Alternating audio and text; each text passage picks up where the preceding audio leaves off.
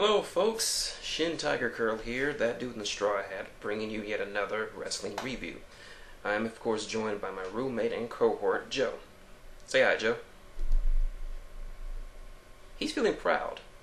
Before I begin this review, I just want to send a shout out to my sister and my brother-in-law who welcome a new addition to their family, Cameron Jace, who was born early this Sunday morning. So, congratulations, and God help me. Another one. Anyway, it's Sunday night, and you know what that means? It's time for some pay-per-view wrestling. Hopefully, this one will be at least half as better as the last wrestle pay-per-view that I had to review. Let's not even mention it. Alright, this is WWE Elimination Chamber, the last pay-per-view before WrestleMania. Hard to believe it, WrestleMania is 6 weeks away. I can't wait. So, with this Elimination Chamber, will not only determine who will be champion going into WrestleMania, but also see who will be facing said champions in various matches. This pay-per-view will finally allow WrestleMania to finally take shape, and we have some idea of what's going to go down. So, let's get to work, shall we? I'm looking at my notes here. I write my notes. And first match is Alberto Del Rio, wink, versus the Intercontinental Champion Kofi Kingston. Now, this match was good for Del Rio because it gives him something to do. He's already going to WrestleMania, so there's really no need for him to wrestle, but he still needs to be in the public eye so that he can build some momentum going into WrestleMania. And Kofi is just the perfect person to do it. I mean, Kofi is the Intercontinental Champion and a highly regarded athlete with amazing physical skills, and the two of them have been building a rivalry over the past couple of weeks, culminating last Friday when Alberto Del Rio cost Kofi a victory over The Miz. So, how does this match do? It was a good match. It was very, very well booked, excellent in-ring skills from both men, and it had some good psychology in it. I liked it. Booker T does an exceptionally good job of promoting the match. I mean, I'll give you this much. A lot of people say they don't like Booker T, but I'll say this: Booker T has an interesting style to his commentating. He tends to gibber a little bit, but he does have some good insight, and he speaks from a wealth of experience, being a former six-time world champion and a multi-time tag team champion as half of one of the greatest tag teams to ever step in the ring, Harlem Heat, with his brother Stevie Ray. So I welcome him, and plus he's a good distraction away from Michael fucking Cole. Ugh. Anyway, the end comes when Del Rio puts him in his cross arm breaker, and Kofi does an interesting little counter to try to fight against it. He locks his hands while in the position, so it prevents Del Rio from fully locking it in. It looked like he was going to kick out of it for a few seconds, but Del Rio gets his arms apart, locks it in. Kofi taps. Del Rio wins. Good way to start the opening match, and a good way to keep Del Rio busy for a while before moving on to feud whoever wins the Elimination Chamber. Let's see. Backstage we have an interview with Edge, and he talks about how the odds are really against him. That in the 5 years that the Elimination Chamber has been held, no champion has ever retained it in the past 5 years. The odds are against him.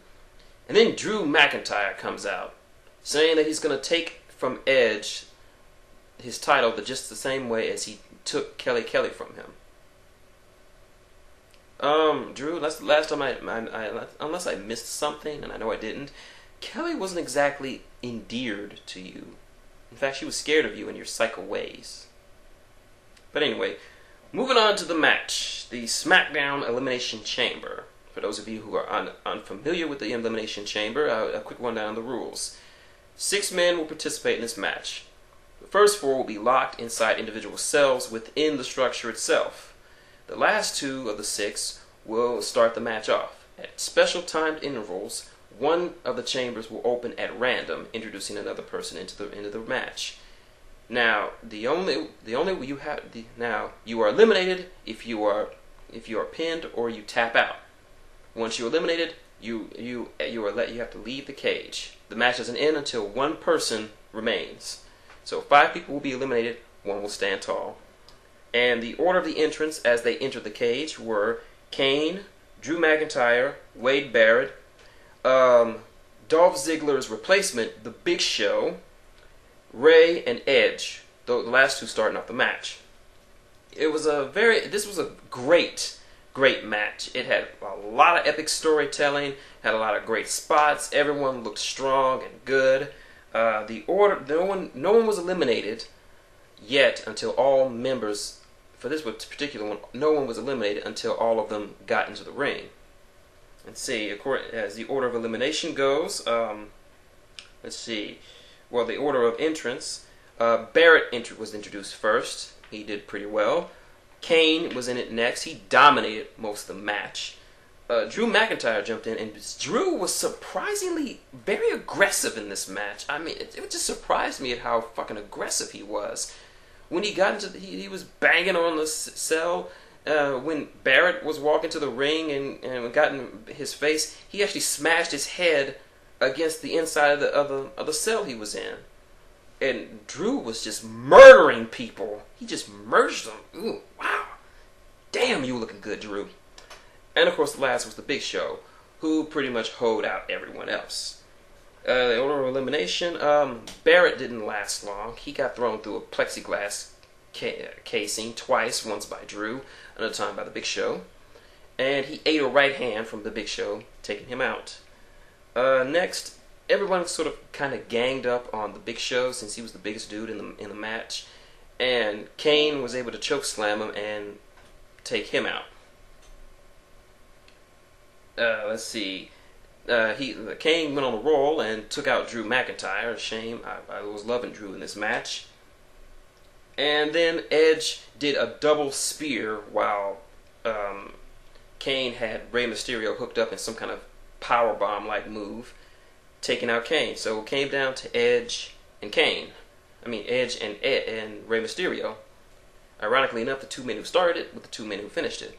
It was a nice back and forth match between these two. I mean, these two have been friends for a long time. They've been tag team partners, went on to become tag team champions. So they know each other pretty well inside and out, and they're in that same level generation of kind of the elder superstars. In comes when Ray tries for a top rope splash, but gets speared for his efforts midair. 1, 2, 3. Edge retains, breaks the curse. But just as he's celebrating, Alberto Del Rio comes to the ring and beats him within an inch of his life. He was already halfway hurt.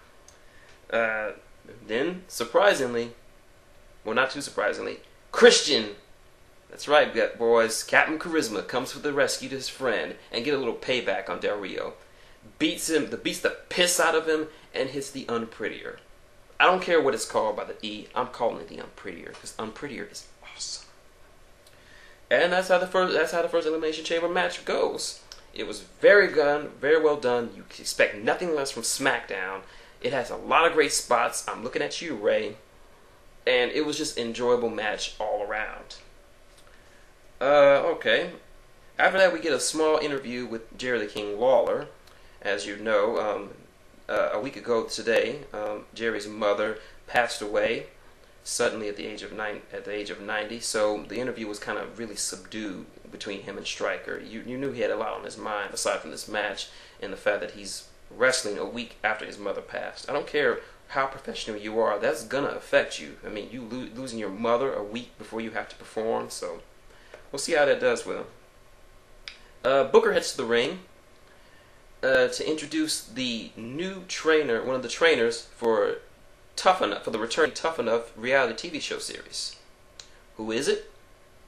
Trish Stratus. That's right, one of the greatest deep in-ring women competitors of all time is returning. It was a little weird things being seen. Well, Trish does, like, she kind of rips off The Rock's catchphrases as well as a little bit of Booker T. Booker T, of course, does his, "She didn't just say that. She did not just say that." And of course, we got to end with a, "Can you dig it, sucker?" It was strange, but oddly enjoyable. I don't know why. It just looked... I just enjoyed it. Alright, moving on. Third match. WWE Tag titles on the line. The tag champs, Santino Marella and Vladimir Kozlov, defending against the core members, Heath Slater and Justin Gabriel, with Big Zeke outside the ring. Now, sadly, because of the way the WWE Tag Division is in professional wrestling, I didn't really care about this match. I was hoping that Gabriel and Slater would take the belts because they really needed to be off Kozlov and Santino. It was a nice match, had some shenanigans due to Mr. Jackson's interference, but Slater and Gabriel became two-time World Tag Team Champions. So there's that. Overall, man, that's the only downside of the event. Next, Vickie Guerrero comes out, and she's saying her usual "excuse me" gimmick, but her voice is very subdued, like, "Excuse me, excuse me." Now that's the kind of quality, but she still got heat. Now that's how great a heel you are when you don't even have to do much to get heat. Vickie Guerrero can just walk out there wearing a baloney swimsuit and walking a dog, and she'll still get heat. That's just amazing. She pretty much just begs that SmackDown General Manager Teddy Long reinstate Dolph Ziggler, despite the fact that Ziggler attacked him and that she used her power to pretty much run roughshod off of SmackDown. Teddy Long comes out and says he will take her advice and rehire someone. But it's not who she thinks. He rehires Kelly. Now, for those of you who don't know, Kelly helped Edge in his Royal Rumble match against Dolph Ziggler, and a week later she got fired for it. Well, fired for doing her job, but still. Anyway, he says that Kelly is allowed to go to the ring and thank Vickie for all she did. And by thank, I mean beat her ass. Then Lay Cool comes out.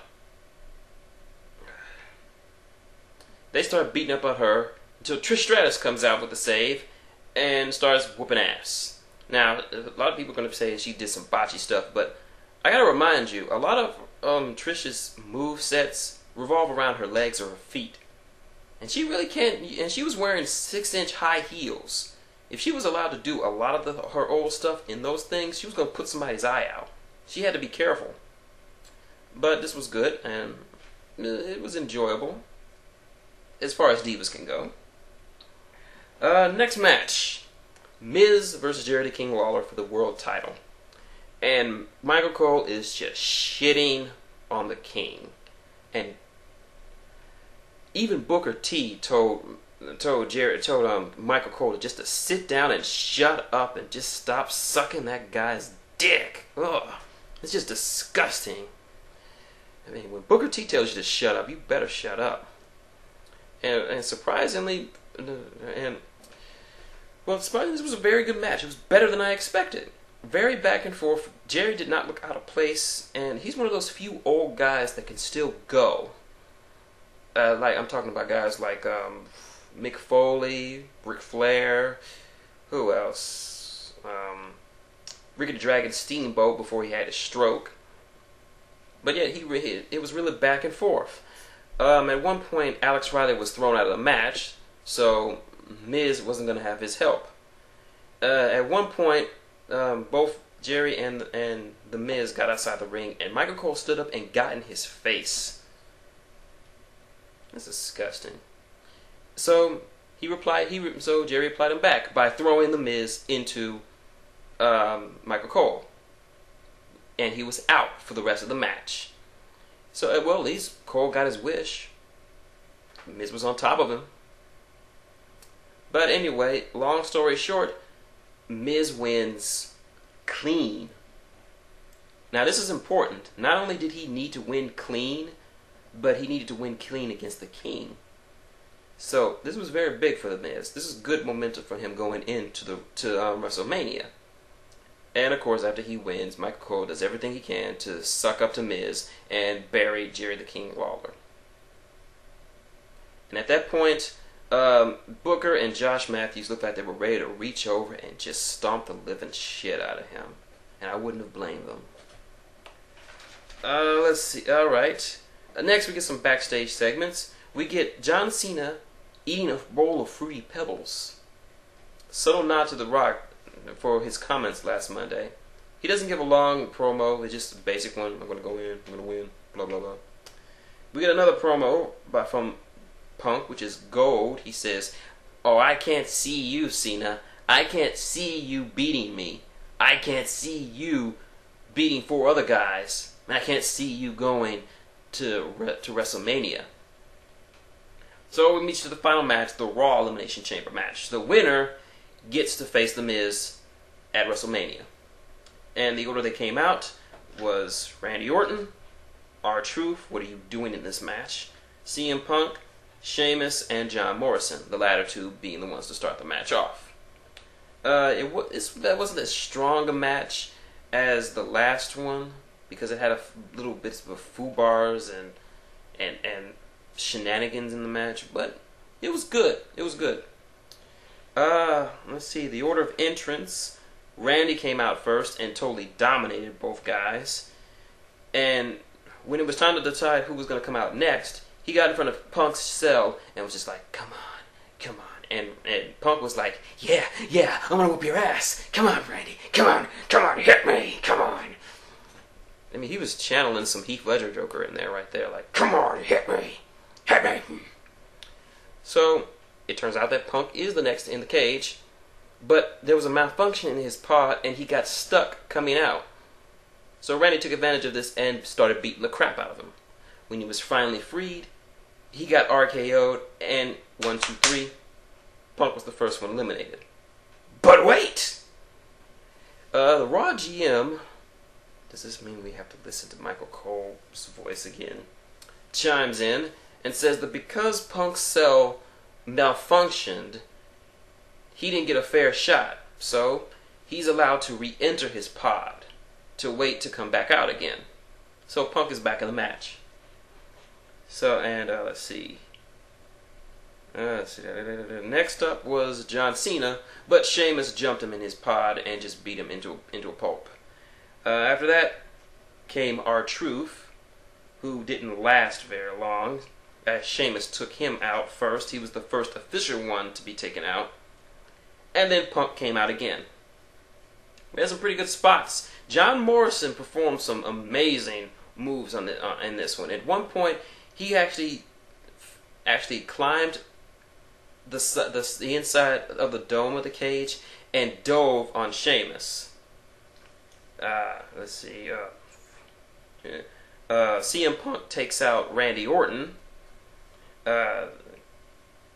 Sheamus got taken out by that high spot by John Morrison.